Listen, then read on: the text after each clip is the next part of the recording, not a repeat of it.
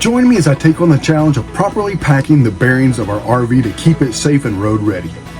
In this video, you'll learn why proper bearing packing is crucial for your RV's performance and longevity.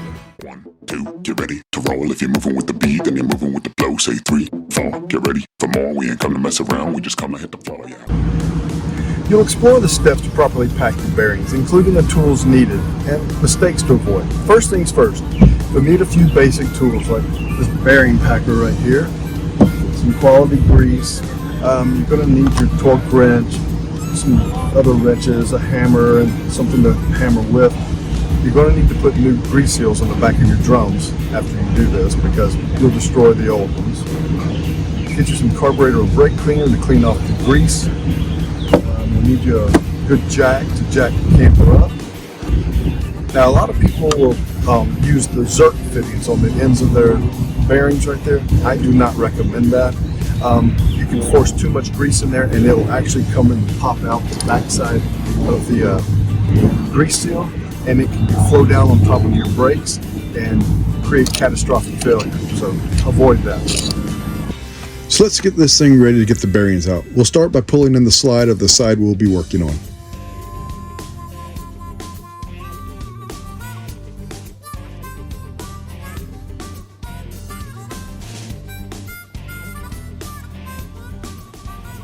All right, now that we've got the slide in, let's go ahead and get this thing ready to jack up and get the wheel off.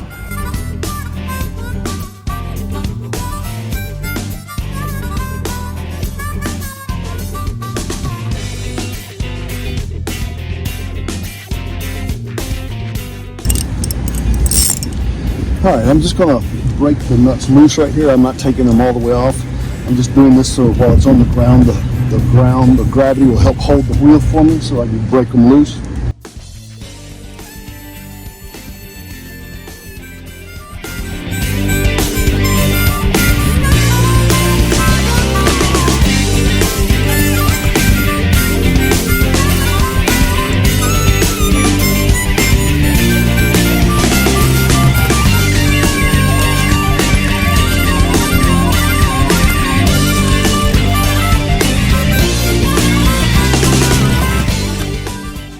Now I'm only jacking up the axle a little bit, just enough to get the tire off the ground. You might be wondering why I'm not using a jack stand here. Well, the camper is already on 5 stabilizer jacks and the other wheel is also touching. So even if the jack failed, the RV can't go anywhere.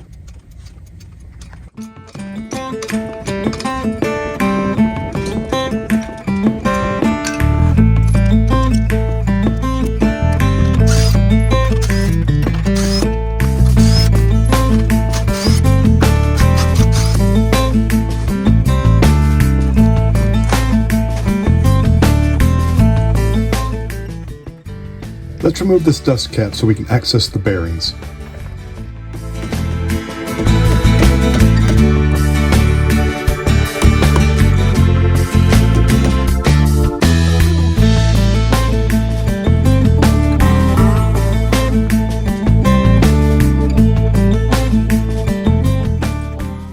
I stack all the components inside the cup so as to keep them off of the ground and keep them clean.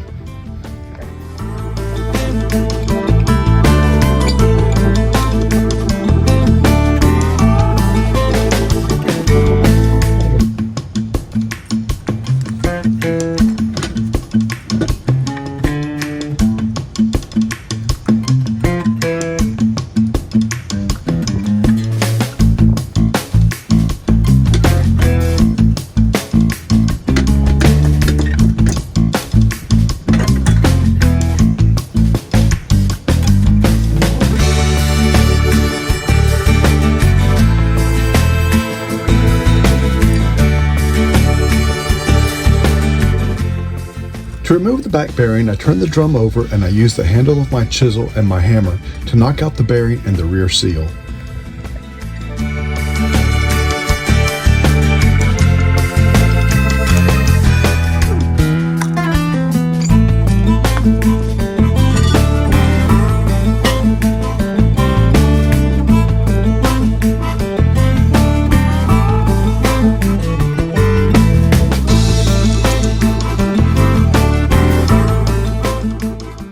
This is a good time to inspect the spindle where the bearings ride to make sure there are no hot spots or damage to the axle. This is also a good time to look at your brakes and see how much wear you have left on them.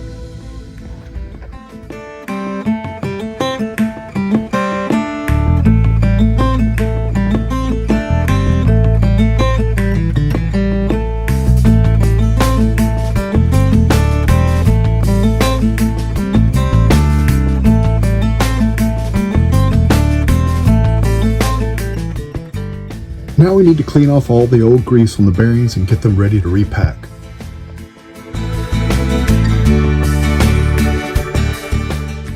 As I'm cleaning the grease off the bearings, I'm also spinning the bearings in my hand, and I'm feeling to see if they still spin smooth.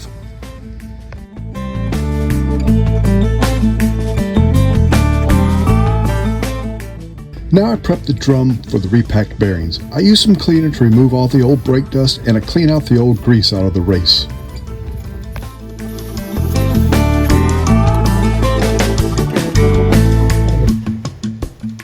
Now let's get these bearings repacked. With the bearing packer, it makes the job so much more easy than the old days of packing them in the palm of your hand. Just put the cone side down.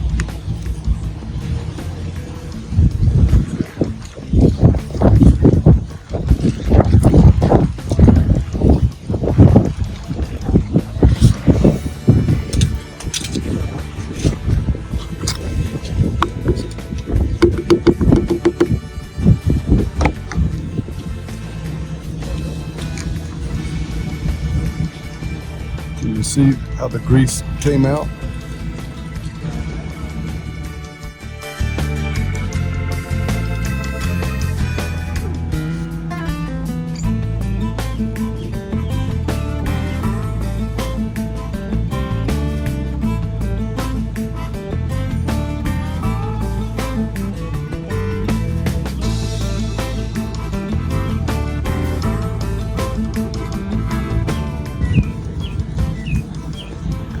All right, let's do the next bearing.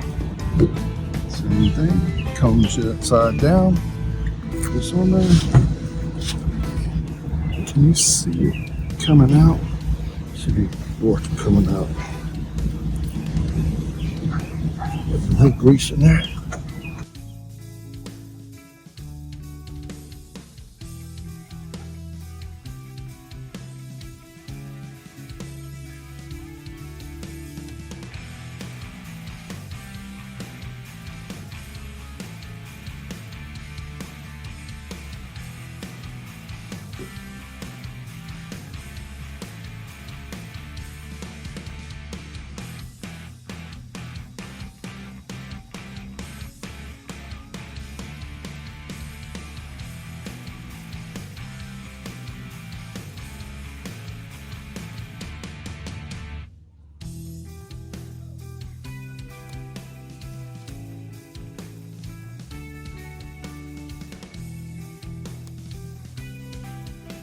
If you're going to do this, you ought to have a good supply of gloves if you want to keep your hands clean. Now let's get this repacked bearing back into the drum and get that grease seal installed.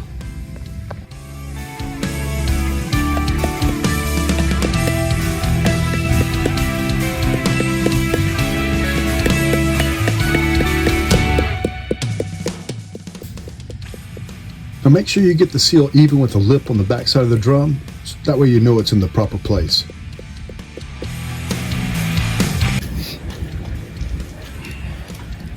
A little trick, I like to put a little bit of grease back along here and on the seal as you saw, so that when I'm putting it back on, it slides through that rubber without grabbing.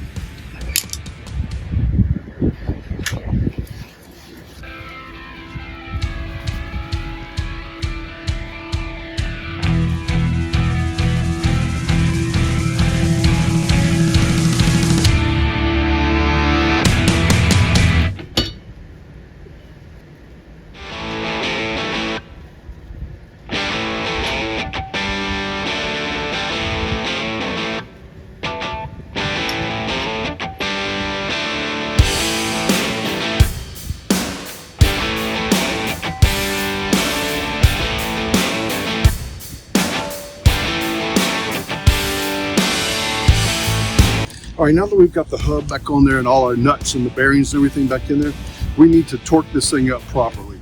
So what Dexter recommends you do is they want you to take the axle nut and torque it to 50 pounds in increments while you're spinning the hub, and get it to 50 pounds and then loosen it off without spinning the hub, and then tighten it back up finger tight and loosen it a quarter turn and put your capture nut on there.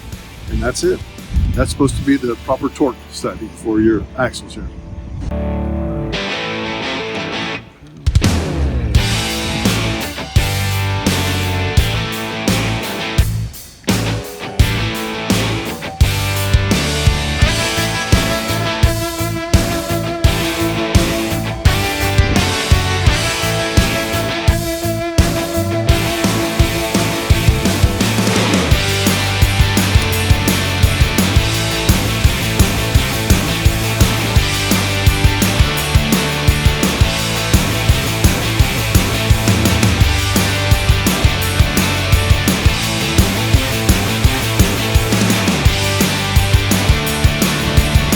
So a little trick here, I see people doing this all the time. I have to say, being mechanically minded, it really is frustrating when I see this. Remember guys, always let gravity help you. So like just right here, when I'm tightening this up, rather than going from this side and pulling up on the ratchet, everything's trying to lift up. If you do it from this side, you got gravity to help you. So anyway, you heard that click, I just torqued that to 50. Now I'm just going to back it off. So back it off. Finger tight. And then a quarter of a turn. Put your capture up there.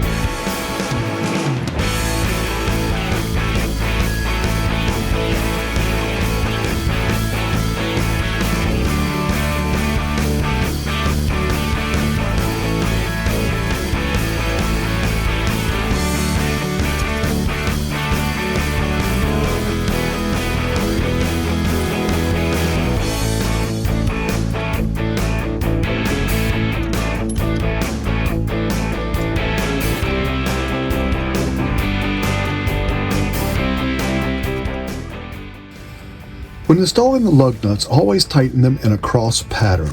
This allows the wheel to properly seat and not get in a bind.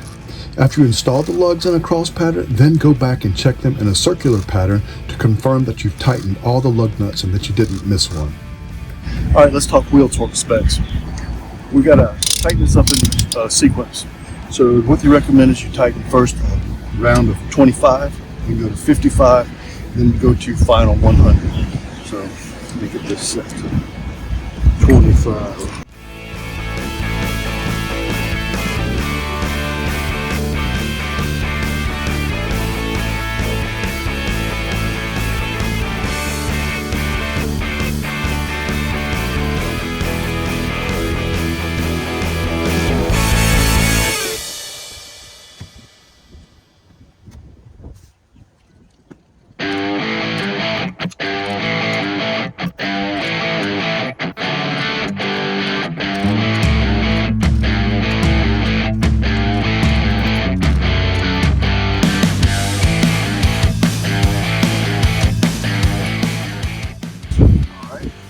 Now I'm going to go up to 55.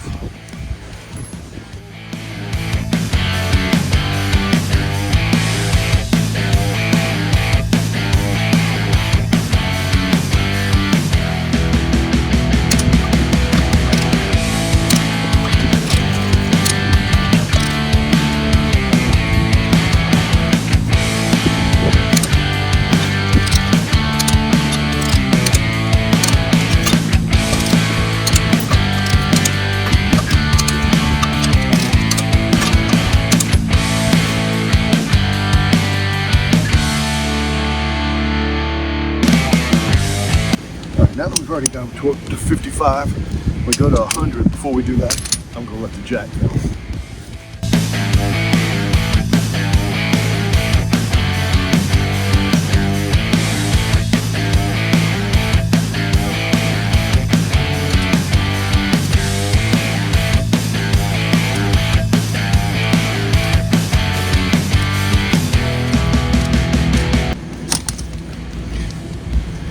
And that's it, one bearing packed.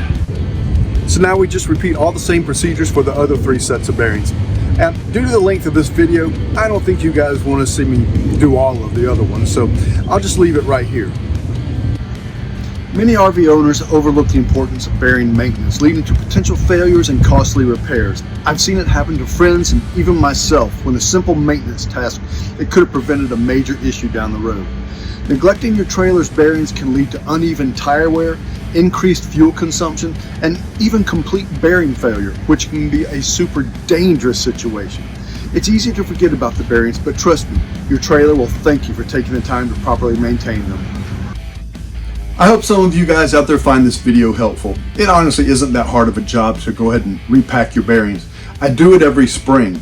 But now, we travel a lot during the year, so if you're not a full-timer, you probably don't need to do it as often as I do. My best advice to you on that front is consult your camper's owner's manual and follow the advice they give you for your particular model. Well guys, that's going to be a wrap for this week's video. Like I said before, I hope this video can help someone out. If you liked what you saw, please give us a thumbs up. And I ask this every week, but you guys just don't seem to be following through on it. It really would help us out if you'd give us a thumbs up on the video. It helps the video get noticed by the algorithm, which then pushes it out to more people. If you could take the time to do that, we really would appreciate it. And if you just found us, make sure you hit that subscribe button and ring that bell so you'd be notified every time we upload a new episode. Hey, and don't forget, leave us a comment in the comments section. Let us know what you think about these kinds of videos. Well guys, stay safe out there, and we'll see you next week.